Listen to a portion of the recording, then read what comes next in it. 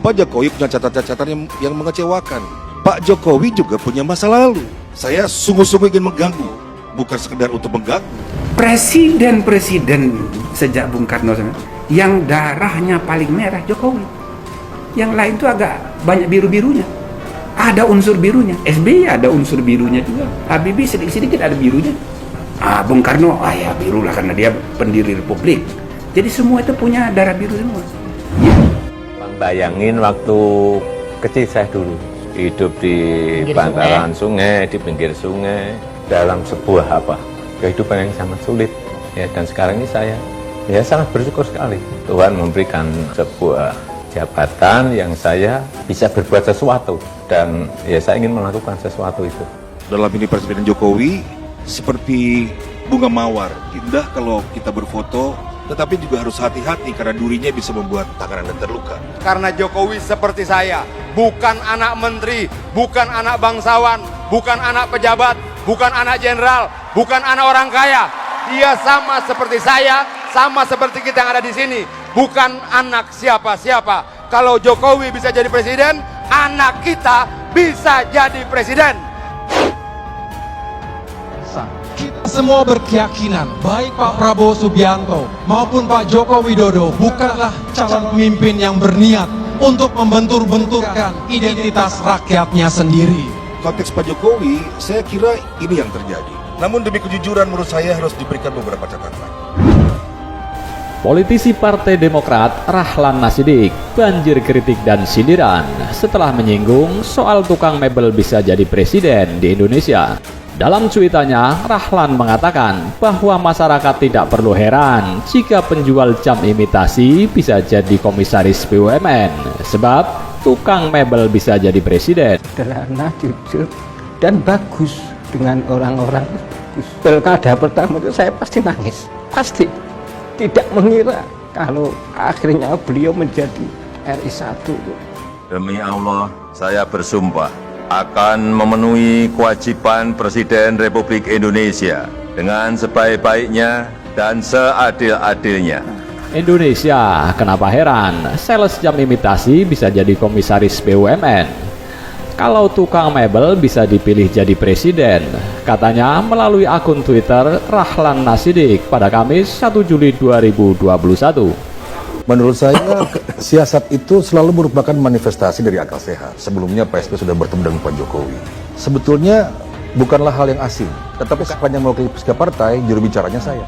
Calon wali kota itu mau bekerja untuk masyarakat, artinya amanah, atau cari uang. Tapi kalau kamu benar-benar mau kerja amanah, artinya kerja demi masyarakat, saya dukung. Meski baru, Jokowi berhasil terpilih menjadi wali kota Solo. Ia melakukan pembenahan infrastruktur, penataan PKL, pengembangan ekonomi, pelayanan kesehatan, dan pendidikan, hingga memperkenalkan Solo sebagai The Spirit of Java. Jokowi pun terpilih untuk periode kedua dengan perolehan suara fantastis 90%. Pernyataan Rahlan itu lantas dianggap sebagai suatu hal yang tidak pantas oleh banyak netizen. Beberapa menilai bahwa Rahlan telah menghina profesi dan juga menyiratkan bahwa orang kecil tidak boleh bercita-cita tinggi. Sebetulnya kalau Pak Jokowi lebih rileks menghadapi soal ini, menurut saya nggak akan jadi terlalu serius sebetulnya. Orangnya sederhana, merakyat, dan karena sudah kita lakukan kerusuhan dan bekerja keras. Sehingga dengan berpasangan dengan saya, nampaknya nyekrup ini, klop. Kenapa jatuhnya menghina profesi? Wah, bahaya. Anda ini berpikirnya. Anda lupa dari mana bangunan tempat bernaung dari panas hujan buat keluarga Anda, kalau tidak dari tukang kayu atau mebel. Kebangetan hina profesi, kata RPA Score. Nah, kalau Pak Jokowi nggak rileks, di mana ada di dunia ini menempuh jalan demokratik. Pendukung di bawah juga mengartikan juga dengan tidak rileks soal seperti ini. 2 tahun memimpin pada periode kedua, Jokowi diminta bertarung di pemilihan Gubernur DKI Jakarta, berpasangan dengan Basuki Cahayapurnama atau Ahok. Prestasinya di Solo turut mengantarnya menjadi Gubernur DKI Jakarta. Dulu ada yang bilang saya ini kelemar-kelemar, ada yang bilang juga saya itu pelongo-pelongo. Jadi semua itu punya darah biru semua. Yang darahnya paling merah Jokowi. maka peluang untuk mengadakan transformasi, perombakan budaya feodal sekarang ini. Tidak ada lagi kerja di zona yang nyaman. Kalau ada lembaga-lembaga yang tidak bermanfaat dan bermasalah, saya pastikan saya bubarkan. Tidak ada lagi kerja-kerja yang hanya rutinitas. Tidak ada lagi kerja-kerja yang monoton, yang begitu-begitu saja. Kita harus membangun nilai-nilai baru dalam bekerja yang menuntut kita harus cepat beradaptasi dengan perkembangan zaman. Wah, pendapat ini diskriminasi terhadap orang miskin.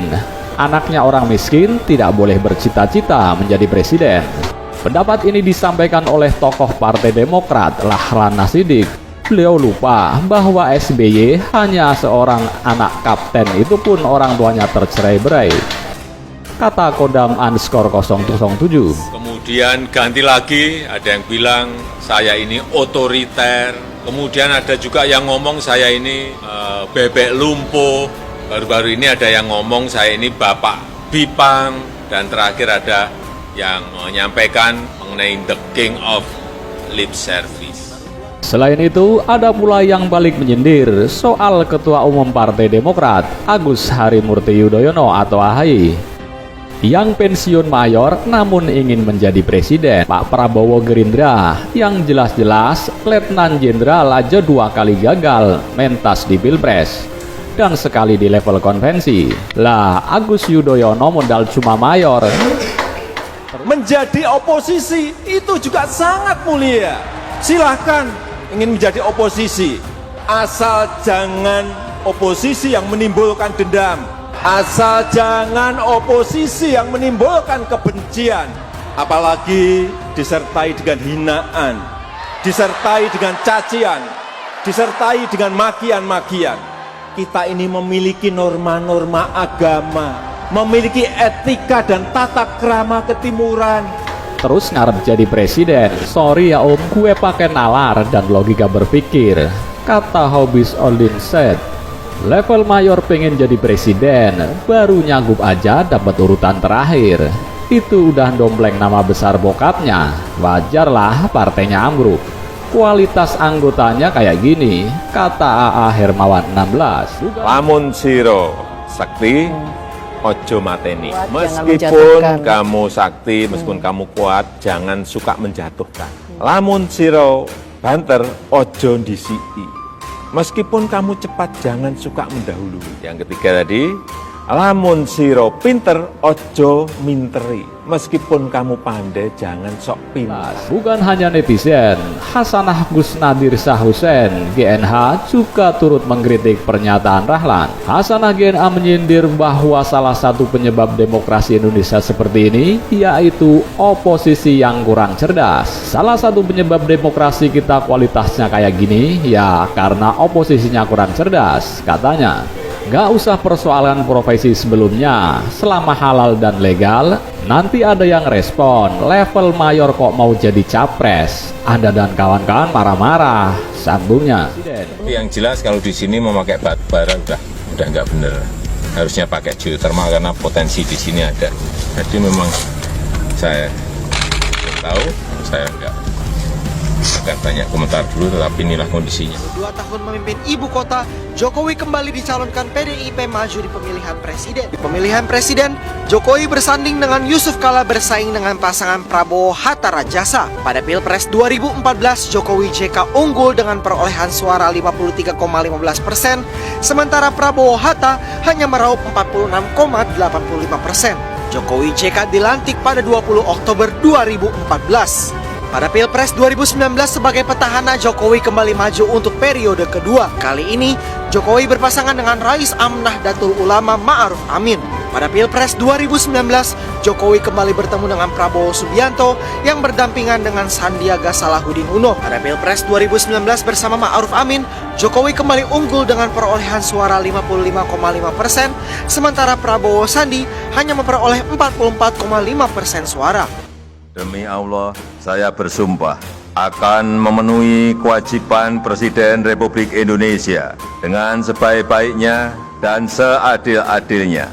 memegang teguh Undang-Undang Dasar dan menjalankan segala undang-undang dan peraturannya dengan seluruh-seluruhnya, serta berbakti kepada nusa dan bangsa.